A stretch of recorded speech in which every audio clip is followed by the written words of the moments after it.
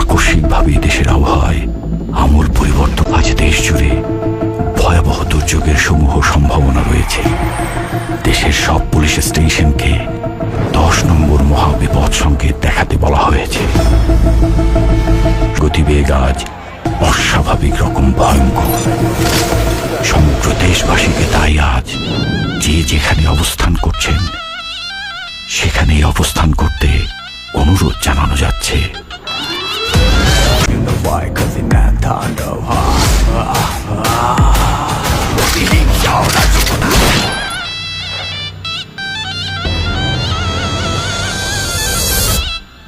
Welcome to the show.